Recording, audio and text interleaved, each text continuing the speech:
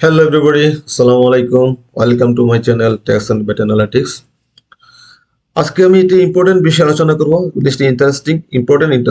এটা হচ্ছে tax return incentive facility for individual tax pairs, যেটা 2026-27 অর্থ বছরের বাজেটে বাংলাদেশ সরকার ইন্ট্রোডিউস করছে ব্যক্তি শ্রেণী করদাতাদের জন্য। হ্যাঁ, এটা কি আর্থিক রিটার্ন দাখিল প্রণোদনা।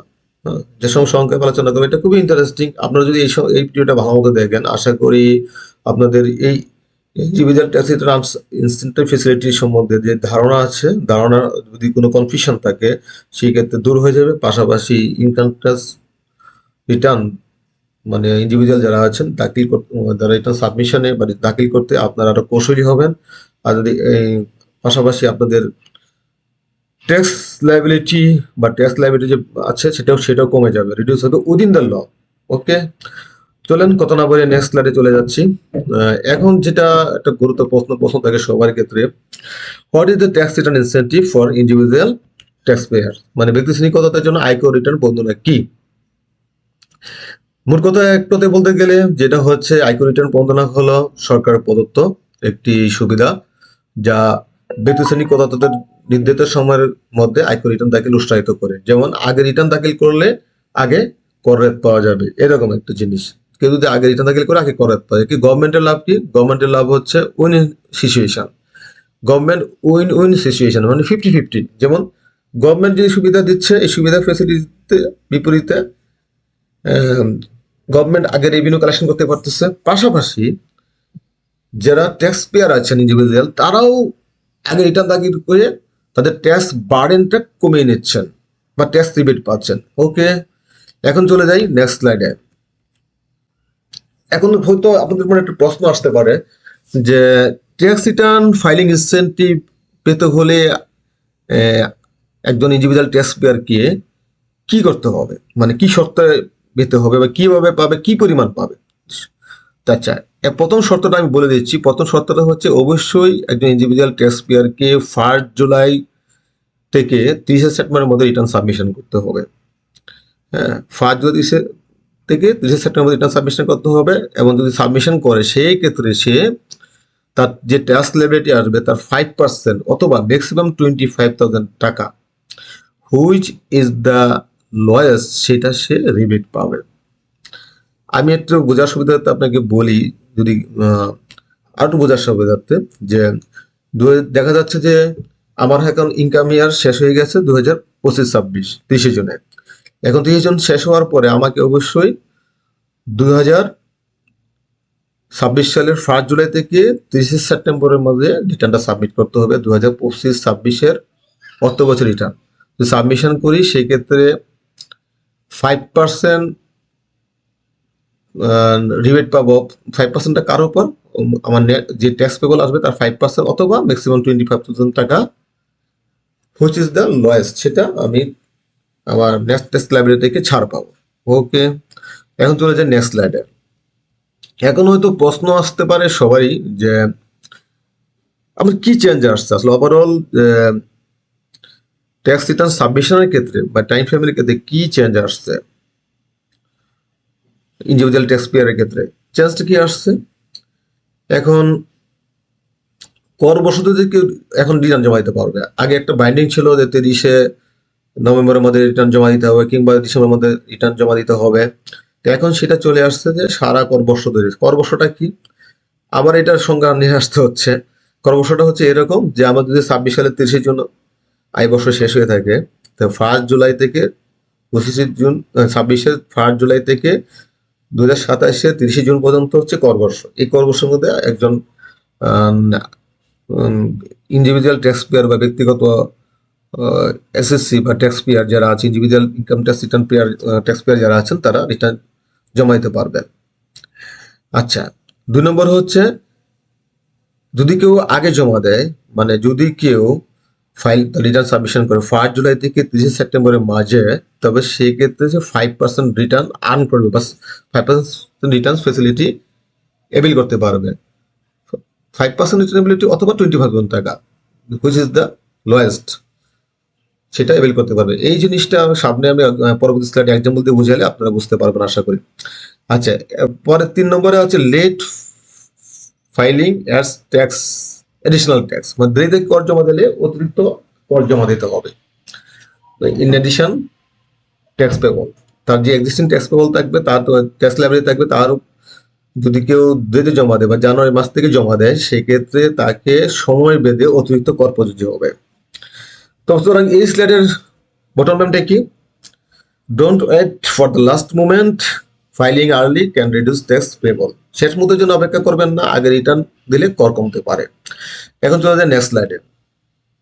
এখন ফাইলিং টাইমলাইনে একটা জিনিস সবাইকে, মানে এই জিনিসটা মানে যদি কেউ মাথায় রাখেন, মানে টাইমলাইনে মানে রাখেন মাথার মধ্যে, এই বিশেষ করে এই স্লাইডটা মাথায় রাখেন যে কোন সময় ইনসেন্টিভ আসবে, কোন সময় এডিশনাল ট্যাক্স আসবে। এই জন্য আমি নাম দিচ্ছি ইনসেন্টিভ ভার্সেস এডিশনাল ট্যাক্স, মানে রিবেট বনাম অতিরিক্ত কর। এখন তো সবাই খেলা চলতেছে, আর্জেন্টিনা বনাম হল্যান্ড, হল্যান্ড বনাম স্পেন। সুতরাং এটাও আমি রাখছি, দেখো ইনসেন্টিভ বনাম এডিশনাল ট্যাক্স বা রিবেট বনাম অতিরিক্ত কর। তো দেখা যাচ্ছে যে আমি যদি 1 জুলাই থেকে 30 সেপ্টেম্বরের মধ্যে রিটার্ন জমা দিচ্ছি, সেই ক্ষেত্রে 5% অফ ট্যাক্স পেবল অথবা 25,000 টাকা maximum, which is the lowest, সেটা আমি আমার ট্যাক্স লাইব্রেরি থেকে কমে যাবে বা ছাড় পাবো। আবার 1 অক্টোবর ওই সময় রিটার্ন দিতে ব্যর্থ হই, সেক্ষেত্রে 1 অক্টোবর থেকে যদি 31 ডিসেম্বরের মধ্যে রিটার্ন জমা দিই, সেই ক্ষেত্রে আমি কোনো রিবেটও পাবো না, কোনো এডিশনাল ট্যাক্সও আমার ক্ষেত্রে অ্যাপ্লাই হবে না। আচ্ছা, এখন যদি কেউ 31 ডিসেম্বরের মধ্যে রিটার্ন দিতে ব্যর্থ হয়, সে যদি 1 জানুয়ারি 2027 সাল থেকে, আমি কারেন্ট 2025-26 অর্থ বছরে বলতেছি, 2027-এর 1 জানুয়ারি থেকে 31 মার্চের মধ্যে জমা দেয়, বা 3 মাস মধ্যে জমা দেয়, 2027-এর ফার্স্ট 3 মাস মধ্যে জমা দেয়, সেই ক্ষেত্রে তাকে যে ট্যাক্স পেবল আসবে, তার ট্যাক্স পেবলের উপর 2% অথবা মিনিমাম 3,000 টাকা, হুইচ ইজ দ্য হাইস্ট, সেটা তার উপর অ্যাপ্লিকেবল হবে। আচ্ছা, এখন যদি 31 মার্চের মধ্যে দিতে না পারে 2027 সালে, সে যদি 2027-এর 1 এপ্রিল থেকে 30 জুনের মধ্যে রিটার্ন সাবমিট করে, সেই ক্ষেত্রে যে ট্যাক্স পেবল থাকবে তার উপর এডিশনাল 5% অথবা মিনিমাম 5,000 টাকা, হুইচ ইজ দ্য হাইয়েস্ট, সেটা তাকে এডিশনাল ট্যাক্স হিসেবে দিতে হবে। তার মানে কি, আমাদের সবারই উচিত আয় বছর শেষ হওয়ার পরপরই প্রথম 3 মাসের মধ্যে ইনসেন্টিভ যাতে পাওয়া যায় সেটার জন্য চেষ্টা করা। ওকে, এখন আমি চলে যাচ্ছি নেক্সট স্লাইডে। এখন একটা প্রশ্ন আসতে পারে, how to calculate the early filing tax rebate, মানে ট্যাক্স রিবেট যে ফেসিলিটিটা পাবো সেটা কিভাবে ক্যালকুলেট করব, তাই না? তো ফেসিলিটি রিবেট হচ্ছে 5% অফ ট্যাক্স লাইবিলিটি বা পরিশোধযোগ্য করের যেটা থাকবে তার 5% অথবা 25,000 টাকা ম্যাক্সিমাম সর্বোচ্চ সীমা, হুইচ ইজ দ্য হাইয়েস্ট। এখন একটা এক্সাম্পল নিই, সাপোজ ট্যাক্স লাইবিলিটি 80,000 টাকা বা পরিশোধযোগ্য কর আসছে আমার 80,000 টাকা, সেক্ষেত্রে 5% অফ 80,000 কত আসছে 4,000 or 25,000 টাকা, which is the lowest, lowest হচ্ছে 4,000 টাকা। সো এটাই হচ্ছে সে ট্যাক্স রিবেট হিসেবে ফেসিলিটি অ্যাভেল করতে পারবে। তো রুল থামটা কি, মানে 5,000 টাকায় পৌঁছলে এরপর 25,000 টাকা দায় কর সীমা, মানে ট্যাক্স ফেসিলিটি আমি একজন ট্যাক্স ইনসেন্টিভ ফেসিলিটি অ্যাভেল করতে পারবো। 5,00,000 টাকা, 5,00,000 টাকার উপর দেখা যাচ্ছে যদি তখন যদি মানে 5% অথবা 25,000 টাকা আসে সেই হিসাবে, এটা পরবর্তী এক্সাম্পলে ক্লিয়ার করে দেবো। ওকে, গো টু নেক্সট স্লাইড। দর্শকদের জন্য একটা আমি সহজ উদাহরণ দিয়েছি, এটা আগে আলোচনা করছি, এটাতে একটা একটা গ্ল্যান্স একটা আলোচনা করছি। প্রথমে টাকা 50,000, পরে 5 লাখ, পরে 80 লাখ দিয়ে, সরি 8 লাখ দিয়ে, 5 লাখ, 8 লাখ, মানে 63টা করছি এইভাবে। যদি আমার ট্যাক্স লাইবিলিটি 50,000 আসে, দুই ট্যাক্স লাইবিলিটি আমার 5 লাখ আসে, ট্যাক্স লাইবিলিটি 8 লাখ আসে, তখন আমি যদি আমি রিটার্ন জমা দিই 1 জুলাই থেকে 30 সেপ্টেম্বরের মাঝে, সেই ক্ষেত্রে আমার ট্যাক্স ইনসেন্টিভ ফেসিলিটি কতটুকু অ্যাভেল করতে পারবো। তো চলেন প্রথম চলে যাই একটাতে। যদি আমার 50,000 টাকা ট্যাক্স লাইবিলিটি আসে, সেই ক্ষেত্রে 50,000 টাকা 5% কত আসে 2,500, 5% হচ্ছে 2,500, ঠিক আছে। সেক্ষেত্রে ট্যাক্স রিবেট কত আসবে 2,500 অথবা maximum 25,000, which is the lowest 2,500। তাহলে আমার নেট ট্যাক্স লাইবিলিটি কত আসবে, 50,000 থেকে 2,500 বাদ দিব, সেটা ট্যাক্স লাইবিলিটি হবে 47,500 বা 47,500 টাকা। আবার যদি আমার ট্যাক্স লাইবিলিটি আসে 5 লাখ টাকা, সেক্ষেত্রে 5% অফ 5 লাখ টাকার উপর কত আসবে? 25,000 টাকা। তার ট্যাক্স লিমিট কত আসবে? 25,000 টাকা, অথবা ম্যাক্সিমাম 25,000 টাকা, হুইচ ইজ দ্য লোয়েস্ট 25,000 টাকায়। সুতরাং আমার নেট ট্যাক্স লাইবিলিটি কত আসবে? আমি যদি 5 লাখ টাকা থেকে 25,000 টাকা বাদ দিই, তাহলে আসবে 4,75,000 টাকা নেট ট্যাক্স লাইবিলিটি। ওকে, এখন আবার চলে যে আমার ইনকাম যদি হয় 8 লাখ টাকা বা 8 লাখ টাকা, সেই ক্ষেত্রে 5% কত আসে? 40,000 টাকা। তো রিবেট, ম্যাক্সিমাম রিবেটের সিলিং কত? 25,000 টাকা। তা আমার সীমাটা হচ্ছে 25,000 টাকা, সুতরাং আমি আর বাইরে যেতে পারবো না। আমার এটি আমার থ্রেশহোল্ড, লাস্ট সীমা। সুতরাং আমি 25,000 টাকাই অ্যাভেল করতে পারবো, হুইচ ইজ দ্য লোয়েস্ট। তা 8 থেকে 25,000 চলে গেলে কত থাকে? নেট ট্যাক্স লাইবিলিটি কত হবে? 7,75,000 টাকা, 7,75,000 টাকা বা 7,75,000 টাকা। আশা করি সবাই বুঝতে পারছেন এটা গ্ল্যান্স এটা। আচ্ছা, এখন আমরা চলে যাচ্ছি নেক্সট স্লাইডে। নেক্সট স্লাইডে এখন আসতেছে যে আমার পেনাল্টি ফর লেট ফাইলিং। এখন আমি এতক্ষণ তো আলোচনা করলাম মানে ট্যাক্স রিটার্ন যদি আমি আগে জমা দিই, মানে 1 জুলাই থেকে 30 সেপ্টেম্বর মধ্যে জমা দিই, সেই ক্ষেত্রে আমি সুবিধা কি পরিমাণ সুবিধা অ্যাভেল করতে পারবো বিভিন্ন ট্যাক্স লাইবিলিটির ক্ষেত্রে। ঠিক আছে। আচ্ছা, এখন দেরিতে দিলে কি ট্যাক্স, মানে কি লেট ফাইন কিভাবে আমার উপর আরোপ হতে পারে বা ইম্পোজ হতে পারে, সেটার একটা ক্যালকুলেশন আমি এই উদাহরণে দেখাচ্ছি। এখন এই উদাহরণে দেখাই যে এক্সাম্পল দেখাই যে আমার ট্যাক্স লাইবিলিটি হচ্ছে 2 লাখ। তা কর দায় কত? তাহলে 2 লাখ টাকা। আমি যদি জুলাই থেকে সেপ্টেম্বরে আমি জমা দিই, সেক্ষেত্রে আর্লি ডিবেট হওয়ার কারণে আমি পাচ্ছি লোয়েস্ট অফ 5% অথবা 25,000 টাকা। মানে আগে জমা দিলে যে কোনো এক, যেটা লোয়েস্ট হবে সেটা পাবো। তো 5,000 যদি আমি 2 লাখের উপর 5,000 কত আসে? 10,000 টাকা। আর সর্বোচ্চ সীমা হচ্ছে 25,000 টাকা। তো হুইচ ইজ দ্য লোয়েস্ট? 10,000 টাকা। তো 10,000 টাকা যদি আমি বাদ দিই, তাহলে আসতে আসতে 1,90,000 টাকা। তার নেট ট্যাক্স লাইবিলিটি কত আসবে? 1,90,000 টাকা। এখন সেম যদি আমি অক্টোবর থেকে ডিসেম্বরের মধ্যে যদি আমি জমা দিই, মানে আমি যদি 2 সেপ্টেম্বর দিতে ব্যর্থ হই, অক্টোবর ডিসেম্বরে জমা দিই এই 2 লাখ টাকা, তো সেই ক্ষেত্রে কোনো মানে বাড়তি ট্যাক্স বাড়ানো আসবে না, অথবা আমি কোনো ট্যাক্স রিবেটও পাবো, ছাড়ও পাবো না। সেক্ষেত্রে আমার 2 লাখ টাকাই দিতে হবে ট্যাক্স লাইবিলিটি হিসাবে। সেম জানুয়ারি মার্চে যদি কেউ আসে, জানুয়ারি মার্চে যদি কেউ রিটার্ন জমা দেয়, সেক্ষেত্রে লেট এডিশনাল ট্যাক্স কোনটা হবে? হাইয়েস্ট অফ 2% অথবা 3,000 টাকা। Highest of 2% car? Tax liability, মানে 2 লাখ টাকা। 2 লাখ টাকা 2% কত আসে? 4,000 টাকা। তার সেই ক্ষেত্রে আর এনে মিনিমাম কত দিতে হবে? 3,000 টাকা। তো হুইচ ইজ দ্য হাইয়েস্ট? না হাইয়েস্ট, তবে নেওয়ার ক্ষেত্রে সবসময় বেশি নিবে, আর দেওয়ার ক্ষেত্রে সুবিধা কম দিবে। এটা এটা একটা থাম্ব রুল মনে রাখবেন আপনারা, যে এখানে গভর্নমেন্ট যে কি করছে এখানে, তাই দেখা যাচ্ছে যে সবচেয়ে হাইয়েস্ট কোনটা আসতেছে? 4,000 টাকা। সুতরাং 4,000 টাকা সে আপনার এডিশনাল ট্যাক্স হিসেবে দিতে হবে। তো মোট ট্যাক্স লাইবিলিটি কত হবে? 2 লাখ আর 4,000 দুটো মিলে 2,04,000 টাকা বা 2,04,000 টাকা। এখন যদি কেউ জানুয়ারি মার্চ মাসেও দিতে ব্যর্থ হয়, তখন সে যদি এপ্রিল জুন মাসে রিটার্ন জমা দেয়, তো এটা হবে মানে খুব দেরির জন্য অতিরিক্ত কর, আরো এডিশনাল ট্যাক্স। কি? এটা হবে 5% অফ দ্য ট্যাক্স লাইবিলিটি অথবা মিনিমাম 5,000 টাকা।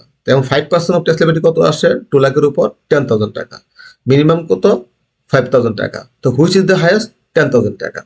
তো তার 10,000 টাকা তাকে অতিরিক্ত কর হিসেবে দিতে হবে, এডিশনাল ট্যাক্সে দিতে হবে। সুতরাং নেট ট্যাক্স লাইবিলিটি আসবে তার, মানে গ্রস নেট লাইবিলিটি আসবে 2,10,000 টাকা। ওকে, আশা করি বুঝতে পারছেন এই এক্সাম্পল থেকে। পুরো একটা এক্সাম্পল দিয়ে এনে বোঝানো হলো যে কিভাবে আমাকে কোন ক্ষেত্রে ট্যাক্স লাইবিলিটি উপর ছাড় পাওয়া যাবে, কোন সময় ছাড় পাবো না বা এডিশনাল ট্যাক্স হওয়া যাবে না, আর কোন সময় আমার উপর এডিশনাল ট্যাক্স ইম্পোজ করা হবে, এবং কত পার্সেন্ট, কোন সময় কত পার্সেন্ট বা কোন হারে ইম্পোজ করা হবে, আবার কোন হারে সবচেয়ে হাইয়েস্ট পার্সেন্টে আমার উপর ট্যাক্স এডিশনাল ট্যাক্স ইম্পোজ করা হবে, সেটাও এই স্লাইডে দেখানো হলো। সো আমি দেখতে পাচ্ছি কি, দেখতে পাচ্ছি যে আমি যদি জুলাই থেকে একদম জুলাই আমি যদি দিতাম 10,000 টাকা সেভ পেতাম। আর যদি আমি এপ্রিল জুনে এসে দিই, সেখানে আমি অতিরিক্ত 10,000 টাকা আরো দিতে হচ্ছে ফাইন হিসাবে, এডিশনাল ট্যাক্স হিসাবে। সুতরাং দুটার মধ্যে পার্থক্য কি? দুটার পার্থক্য হচ্ছে 20,000 টাকা। 20,000 টাকা আমার ট্যাক্স লাইবিলিটি কম বেশি হয়ে যাচ্ছে, মানে পার্থক্য হয়ে যাচ্ছে। সুতরাং আমি যদি আগে জমা দিতে পারি তাহলে কি আমি 20,000 টাকা ট্যাক্স সেভ পাচ্ছি এই 2 লাখ টাকা ট্যাক্স লাইবিলিটির বিষয়ে। সেই ক্ষেত্রে যদি আরো ট্যাক্স লাইবিলিটি আরো বেশি আসে, আরো বাড়বে। সো আমাদের ট্যাক্স প্ল্যানিং এ অবশ্যই মাথায় রাখতে হবে এটা, যে ট্যাক্স এটা ইনসেন্টিভ ফ্যাসিলিটি যাতে অ্যাভেল করতে পারি সেটা জন্য চেষ্টা করা। ঠিক আছে, এখন আমি চলে যাচ্ছি নেক্সট স্লাইডে। এখন এটা মানে কি takeaway for taxpayer, মানে ইন্ডিভিজুয়াল ট্যাক্স পেয়ার আছেন তাদের মানে মূল এটা কি, মানে বটলমেন্টটা কি, যেটা তারা সবসময় মানে মাথায় রাখবেন, সেটা হচ্ছে আমার হিসাবে যে রাখছেন, অবশ্যই 30 সেপ্টেম্বরের মধ্যে রিটার্ন জমা দিবেন এবং 5% রিবেট অথবা সর্বোচ্চ 25,000 টাকা, যেটা এই সুবিধাটা এভেল করবেন আপনারা।